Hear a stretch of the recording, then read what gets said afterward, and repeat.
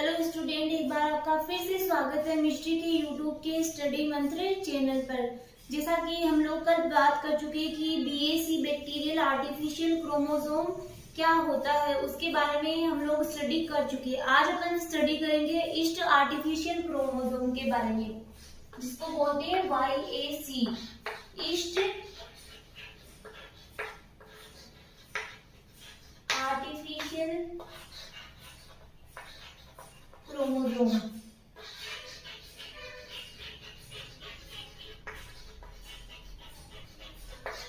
जैसा कि अपन कल बात कर चुके हैं कि बैक्टीरियल आर्टिफिशियल क्रोमोसोम को बैक्टीरियल आर्टिफिशियल क्रोमोसोम ही क्यों कहा जाता है, उसी प्रकार आज हम लोग स्टडी करेंगे ईस्ट आर्टिफिशियल क्रोमोसोम को ईस्ट आर्टिफिशियल क्रोमोसोम ही क्यों कहा जाता है। देखो, सबसे पहले अपन बात करते हैं ईस्ट, क्योंकि ये ईस्ट में क्या होता है, ईस्ट में ही मॉडिफाइड किया जाता है, मतलब ये ईस्ट में नेचुरली नहीं पाया जाता है, इसको आर्टिफिशियली जेनेटिक इंजीनियर्ड द्वारा बनाया जाता है। तो ये क्या होता है, ह्यूमन इंजीनियर्ड होता है, तो इसको ईस्ट आर्टिफिशियल। अब इसको वेक्टर ना बोल के क्रोमोसोम क्यों बोला जाता है, इसके ऊपर अपन पीछे भी स्टडी कर चुके हैं कि जो ईस्ट आर्टिफिशियल क्रोमोसोम होते हैं या फिर बीएसी होते हैं, उनकी साइज तो स्मॉल होती है, बट इनकी कैरिंग कैपेसिटी अदर वेक्टर की तुलना में बहुत अधिक होती है। मतलब ये बहुत लार्जेस्ट डीएनए को क्लोन कर सकते हैं। कि इसकी कैरिंग कैपेसिटी की अपन बात करें तो 500 से 1500 किलो बेस पेयर के ये डीएनए को कॉपी कर सकता है, उसकी क्लोनिंग कर सकता है। तो आप देख सकते हो कि मतलब इनकी जो ये क्लोनिंग कैपेसिटी होती है वो कितनी अधिक होती है। इसीलिए इनको वेक्टर ना बोल के क्या बोला जाता है, क्रोमोसोम कहा जाता है। नेक्स्ट अपन बात करते हैं कि ईस्ट आर्टिफिशियल क्रोमोसोम है वो, उसमें कौन कौन से जीन और कौन कौन से मार्कर पाए जाते हैं।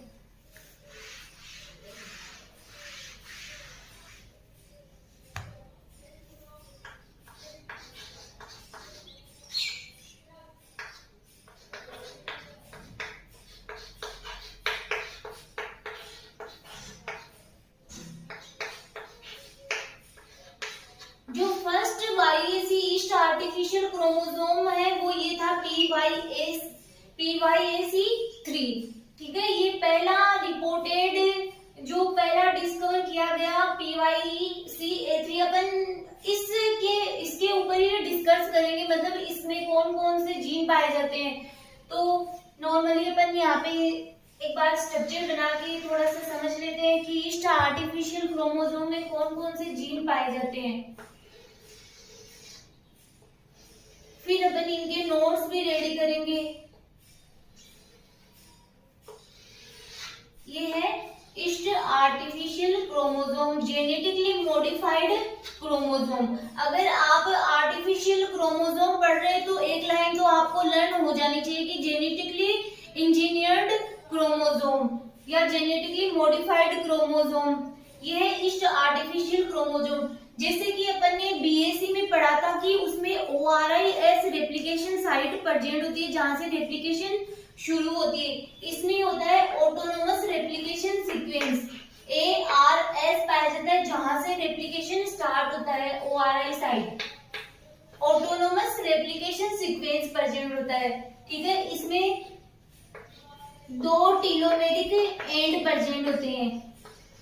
क्या प्रेजेंट होते हैं? 2 टेलोमेरिक एंड प्रेजेंट होते हैं, जो कि एक्सोन्यूक्लियस जो एक्टिविटी होती है उसके अगेंस्ट वर्क करते हैं। यहाँ पे balm H1 restriction enzyme present होता है। यहाँ पे एक साइट प्रेजेंट होती है जहां पे डीएनए इंसर्ट किया जाता है।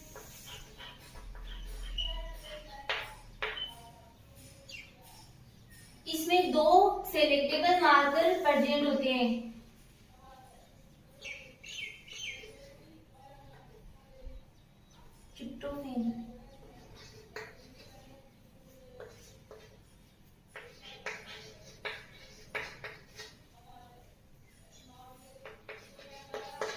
इसमें 2 सेलेक्टेबल मार्कर प्रेजेंट होते हैं। जैसा कि मतलब अपन सेलेक्टेबल मार्कर के बारे में पहले भी स्टडी कर चुके हैं कि सेलेक्टेबल मार्कर क्या होते हैं। सेलेक्टेबल मार्कर वो होते हैं जो कि हमें ये बताते हैं कि किसी सेल की सेल रिकॉम्बिनेंट है या नॉन रिकॉम्बिनेंट है। तो मतलब एक प्रकार के से स्क्रीनिंग का काम करते हैं सेलेक्टेबल मार्कर। तो ये है PYAC3।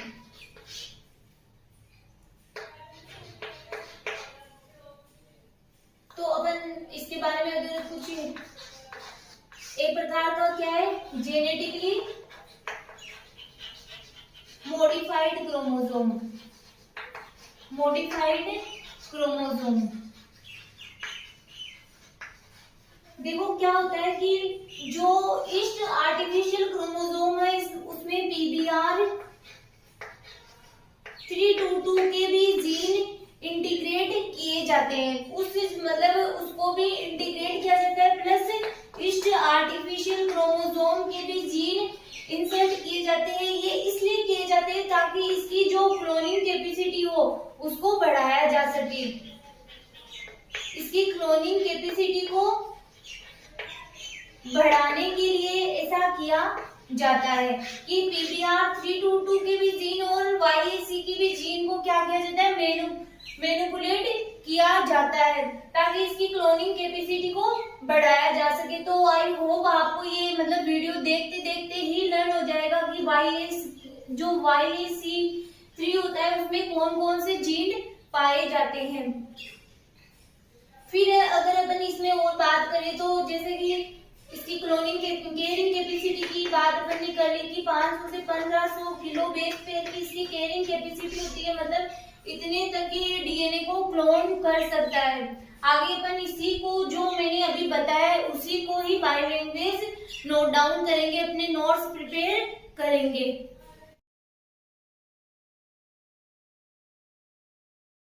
तो अभी बताया वो ही यहाँ पे नोट डाउन किया गया ताकि आप अपने नोट्स प्रिपेयर कर सको। तो अपन बात करते हैं yeast artificial chromosome. Yeast artificial chromosome are genetically engineered. Yeast artificial chromosome है वो जेनेटिकली इंजीनियर्ड क्रोमोसोम होते हैं, derived from the DNA of yeast. ये किससे व्युत्पन्न होते हैं? ईस्ट के सेल के द्वारा ही व्युत्पन्न किए जाते हैं। It is human engineered. ये क्या होते हैं? ह्यूमन इंजीनियर्ड होते हैं। DNA molecule used to clone DNA sequence in yeast cells. मतलब अपन क्या कर सकते हैं, जो ईस्ट की सेल है उसमें डीएनए सीक्वेंस को क्या कर सकते हैं, क्लोन कर सकते हैं, मल्टीपल कॉपीज बना सकते हैं। फिर है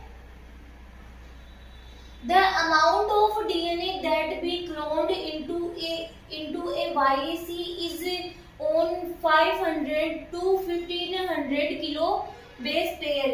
मतलब इस किलो बेस पेयर तक क्लोन कर सकता है। जैसे कि अपन ने नॉर्मली प्रीवियस लेक्चर में बात की थी या फिर प्रीवियस लेक्चर्स में अपन जो वेक्टर्स पढ़ रहे थे उनकी जो कैरिंग कैपेसिटी थी वो बहुत कम थी। और जैसा कि कल अपन लोगों ने बात की थी कि जो BAC वेक्टर है, BAC क्रोमोसोम है, उसकी कैरिंग कैपेसिटी भी बहुत ज्यादा थी। और जो YAC क्रोमोसोम है उसकी भी कैरिंग कैपेसिटी बहुत अधिक होती है। इसीलिए अपन इनको वेक्टर ना बोल के क्रोमोसोम कहा जाता है। तो इसकी amount of DNA that be cloned into a YAC is on 500 to 1500 kilo base pair. जैसा कि अपन ने कल बात की थी या प्रीवियस लेक्चर में हम लोगों ने पढ़ा था कि जो बाकी के वेक्टर्स होते हैं उनकी कैरिंग कैपेसिटी बहुत कम होती है, बट जो BAC है, YAC है, इनकी कैरिंग कैपेसिटी बहुत अधिक होती है। इसलिए ही अपन इनको जो वेक्टर ना बोल के क्रोमोसोम कहा जाता है। ठीक है, आगे है फर्स्ट रिपोर्टेड इन 1987। अब ये जो ईयर है वो आप लोगों को कई बुक में 1983 भी मिल सकता है, तो आप इसमें कंफ्यूजन मत होना। First reported in 1987 by David Burke and Olsen द्वारा ये फर्स्ट रिपोर्टेड किया गया था।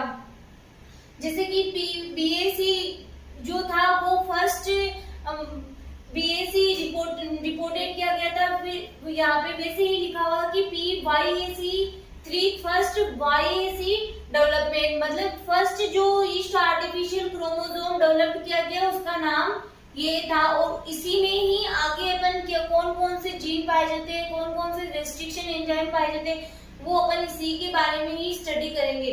ये two different organism like E coli and yeast के बीच जीन ट्रांसफर की कैपेसिटी रखता है। जैसा कि हम लोगों ने पहले बात की थी कि बीएसी एक प्रकार का क्या है, सटल वेक्टर होता है, उसी प्रकार वाईएसी भी एक प्रकार का क्या है, सटल वेक्टर होता है। सटल वेक्टर मतलब ऐसा वेक्टर जो कि दो डिफरेंट सेल में क्लोनिंग करने की क्षमता रखता है, मतलब दो डिफरेंट ऑर्गेनिज्म में क्या करता है, जिसमें कि मतलब दो रेप्लिकेशन साइट पाई जाती है, दो ORI साइट पाई जाती है, जो डिफरेंट सेल में रेप्लिकेशन स्टार्ट करने की कैपेसिटी रखता है।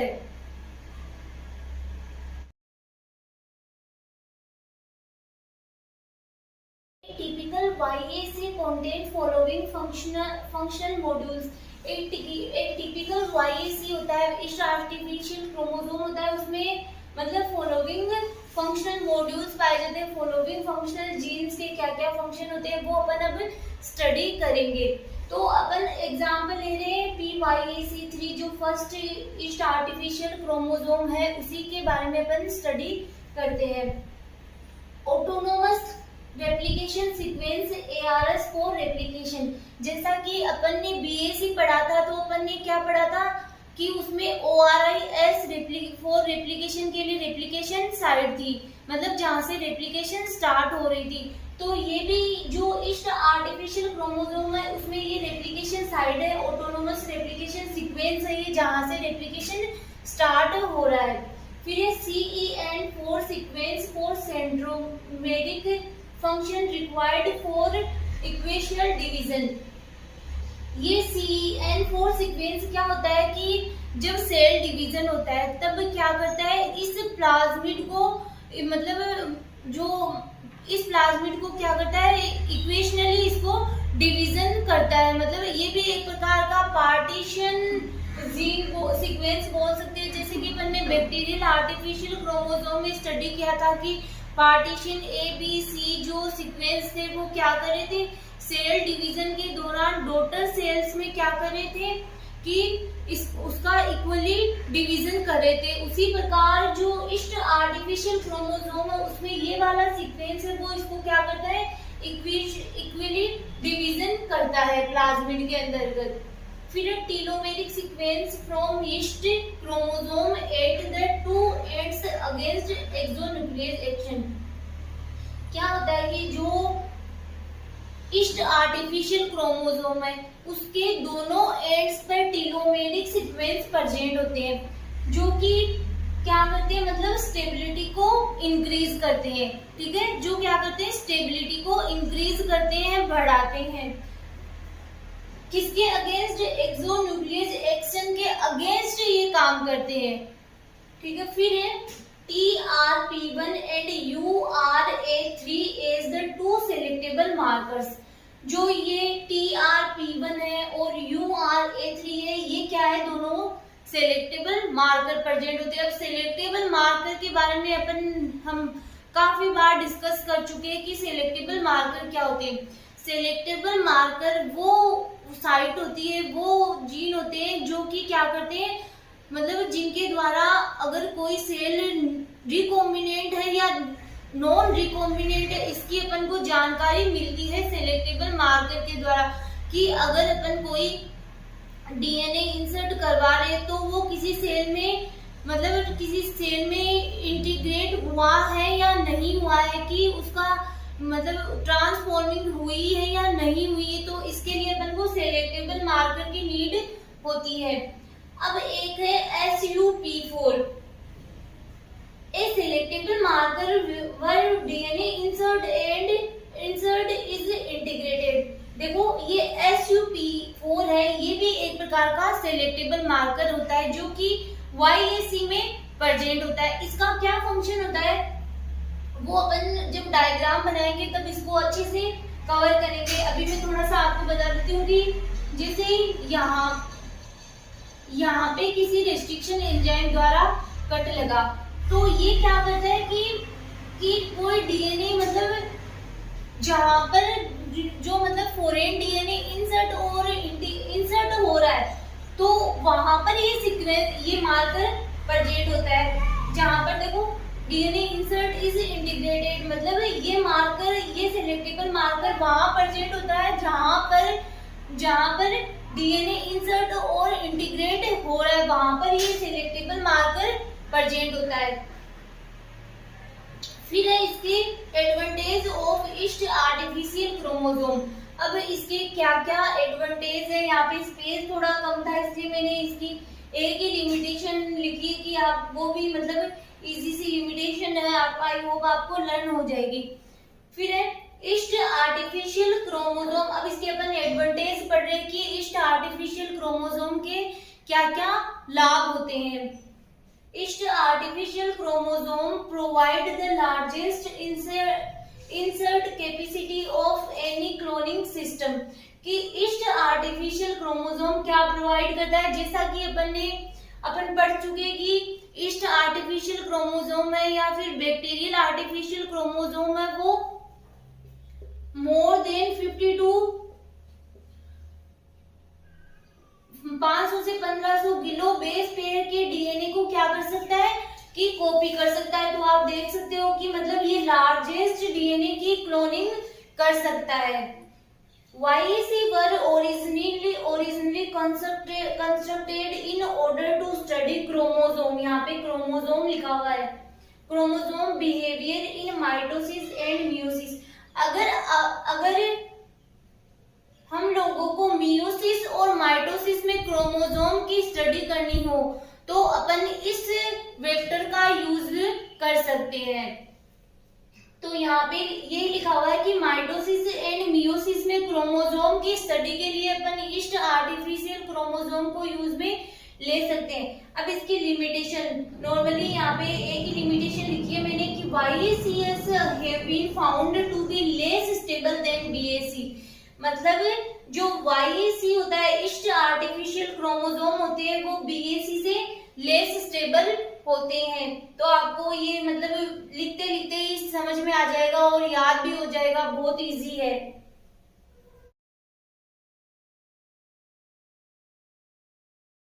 हम स्टडी करते हैं कि ईस्ट आर्टिफिशियल क्रोमोसोम का डायग्राम देख के कि इसमें कौन कौन से जीन और कहाँ कहाँ प्रेजेंट होते हैं।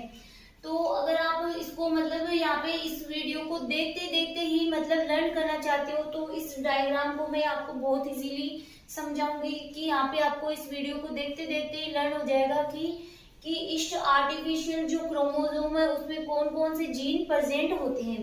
देखो स्टूडेंट्स के ये है YAC ईस्ट आर्टिफिशियल क्रोमोसोम, जो कि एक प्रकार का जो अपने अभी लैंग्वेज लिखी उसको एक बार साइड में रख के फिर आप इसको सुनिए कि ईस्ट आर्टिफिशियल क्रोमोसोम क्या होता है कि जेनेटिकली मॉडिफाइड क्रोमोसोम होता है। जो आपको ये एक लाइन तो आपको लर्न होनी चाहिए कि ईस्ट आर्टिफिशियल क्रोमोसोम का नाम आते ही जेनेटिकली मॉडिफाइड क्रोमोसोम। फिर सेकेरोमाइसिस सेरेविसी, जैसा कि आप BSc में पढ़ते आए कि जो सेकेरोमाइसिस सेरेविसी ईस्ट होता है उसके डीएनए को क्या करते हैं लाइगेशन इनटू ए प्लाज्मिड। उसके डीएनए को जो PBR 322 है उसके जीन के साथ में इसको मैनिपुलेट करते हैं। वो क्यों करते हैं अपन इसकी क्लोनिंग कैपेसिटी को बढ़ाने के लिए। तो एक तो अपन ने क्या लिया ईस्ट जीन और एक अपन ने लिया PBR 322 प्लाज्मिड। इसके जीन को क्या किया मैनिपुलेट किया और अपन ने क्या बना लिया कि लार्जेस्ट क्लोनिंग कैपेसिटी वाला डीएनए वेक्टर रेडी कर लिया। अब अपन इसका डायग्राम से स्टडी करते हैं कि ये है जो ईस्ट आर्टिफिशियल क्रोमोसोम, ठीक है। अब यहाँ पे एक ORI साइट प्रेजेंट होती है, ARI autonomous replication sequence present होता है जहां से रेप्लिकेशन स्टार्ट होता है। फिर है इसमें एक सेंट्रोमियर CEN4 सीक्वेंस प्रेजेंट होता है जो कि क्या करता है जैसा कि मतलब हम लोग पीछे वाले थोड़ी देर पहले ही बात कर चुके हैं कि जो CEN4 सीक्वेंस होता है वो क्या करता है कि जो ये प्लाज्मिड है मतलब ड्यूरिंग सेल डिवीजन के दौरान इक्वली डिवीजन का काम करता है। ठीक है, फिर ये है SNAB1 जहाँ पे फॉरेन DNA को इंसर्ट किया जाता है, और ये दो है सेलेक्टेबल मार्कर प्रेजेंट होते हैं TRP1 और URA3। ये दो सेलेक्टेबल मार्कर है जो हमें इस मतलब इसके लिए यूज में लिए जाते हैं कि जो डीएनए है वो किसी सेल में होस्ट सेल में रिकॉम्बिनेंट है या नॉन रिकॉम्बिनेंट है, इसके जांच के लिए अपन को मतलब स्क्रीनिंग के लिए काम में आते हैं सेलेक्टेबल मार्कर। फिर है ये दो टेलोमेरिक एंड प्रेजेंट होते हैं। ये है BAM-H1 एक रेस्ट्रिक्शन एंजाइम है जहां से क्या किया जाता है, कट किया जाता है। तो आई होप आपको ये यहाँ पे ही समझ में आ गया होगा कि इस आर्टिफिशियल क्रोमोसोम क्या होता है।